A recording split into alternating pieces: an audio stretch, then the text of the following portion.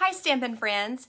I'd like to show you this technique both for masking and for a split card technique. This gets us 2 cards out of 1 batch of stamping, if that makes sense. You can kind of see here what we're basically doing is, hold on, there we go, is splitting what we've done into 2 distinct cards, and it makes a very cute batch of cards when you're finished. Just little, and you could make a whole set for someone. It would make a really cute and nicely designed gift set. Okay, so the first thing I'm going to show you here is the size that we need for these cards. So of course I am going to have a base of our bumblebee and then a layer of our basic black. So here we're going from 5.5 by 4.25. Then our black layer is 4 by 5.25. And so this layer is 5. And when we do this right here, when we, before we cut it, when we're stamping, it is 5 by 7.5. So in order to get it in the middle, you can line it up on both sides of the 8 here on your grid paper. So in order to do that, you'll just want to go, go back 1, 2, 3, 4 and 3.25, and then this way 1, 2, 3 3/4. So there's that. That's where we want it set up. And then I'm just going to use on my blocks the leaves and the medium sunflower and the large sunflower. And then what I've done is I've come up with this die cut piece, which I just use for my masking. This is a piece of typing paper, just regular typing paper. Of course, this is Whisper White. And so you can use that to do your stamping in the places other than the big ones. So the way I do this is I'm just going to stamp the big one in the middle. Now with this card design, I think when Jennifer McGuire did this, she used pieces of cardstock, cut them out, stuck them on this piece of paper, and then cut the paper. To me, I think it's really nice when it's masked. But it certainly would be really pretty if you just cut these out, like you would lay that on here, little pieces, and then cut it. So you can imagine how this would look if you did it that way, which would also be very nice. Okay, so here I go. I'm just stamping this right in the middle as best I can. I'm sure I got to one side or the other. Okay. There's that one. And now I'm ready to use, I have to try to figure out where to line this up because we want to get our pieces neatly on here. So let's see here. You can, a lot of times you can just kind of turn it and you'll be able to see where you're supposed to be putting this. So let me see. I think this might be that part right there. No, maybe not. There we are. Okay, and then what I do is back it up just a little bit on the side that I am going to be stamping first.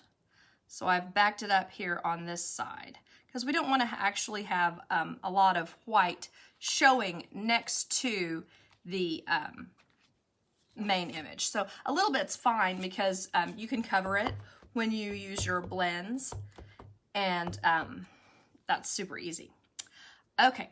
So what I want to do here is I want to stamp the edge, maybe right there. And then I'm going to stamp another on this side. And I don't try to get them together because we're going to split it down the middle. So my goal is just to get enough flowers so that it looks generous.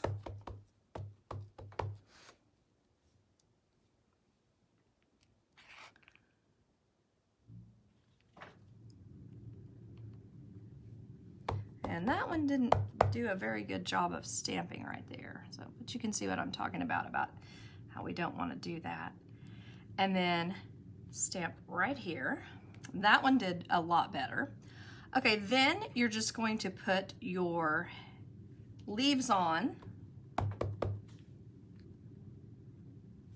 See if I can see what I'm doing here.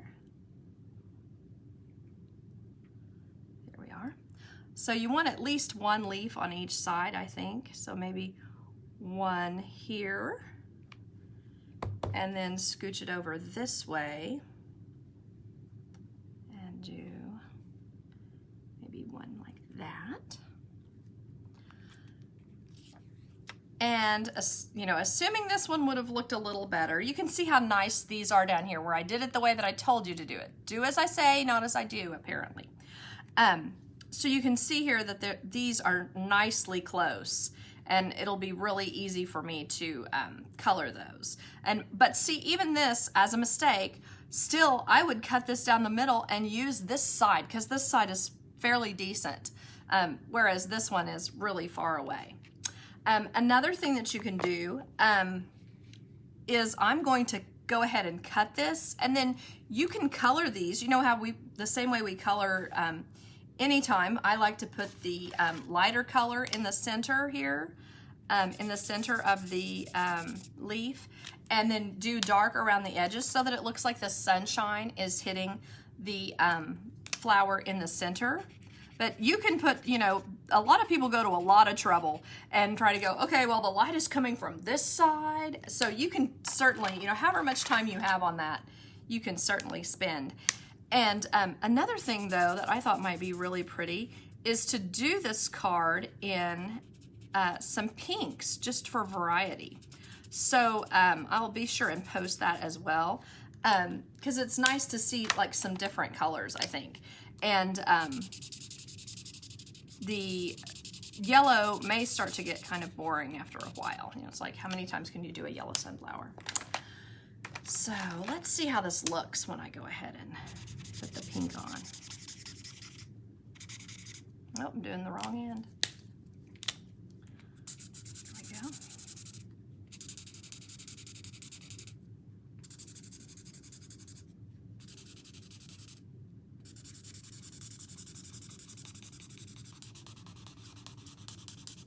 The thing about a pink sunflower is it's very unusual, and I think it adds kind of a more funny kind of a look to it. It's like, are they really pink? Well, does it matter? Anyway, I'll go ahead and put some of this on so that you can kind of see how it's going to look around the center. And of course, I'll have to go back in with the light pink to do the blending so that it looks bright and cheery. Let's see here. This is the Flirty Flamingo, and then our new Magenta Madness. So anyway, imagine that I've colored this entire thing, and all you need to do at this point is just cut it in half. So as I said earlier, it is 7.5 inches wide, the paper is. And so we will cut, hold on just one sec. You know, because anytime that you have a 5 by 3 3/4 piece of cardstock, so that's what we want here for our center, 5 by 3 3/4. So there you can see we can get rid of this, and they are the same size.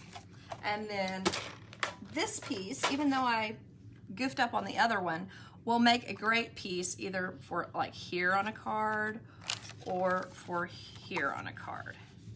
So you can see that's pretty simple. Now on this, you remember, all I do on these is just color the regular basic rhinestone jewels with any color of blends. It looks really pretty. And then this is just our regular ribbon stuck down with glue dots on the back, and then a glue dot to stick it to the front. And then you just want to trim your edges so that they look neat on your ribbon.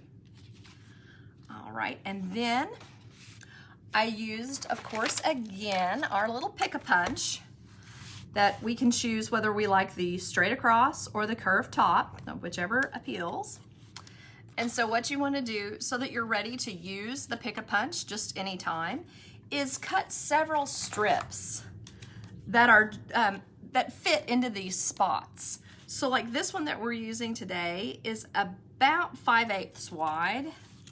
So it kind of fits in this one right here. So you can see what I do first is I slide it in there, try to get it even.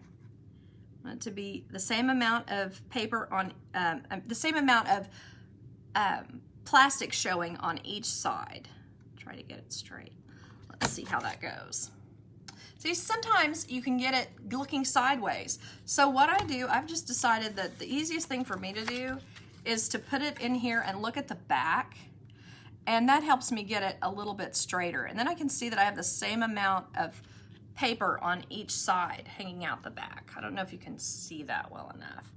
Let's see, let me try that. Maybe if I show you, you can see how much neater this looks. It's perfectly straight now.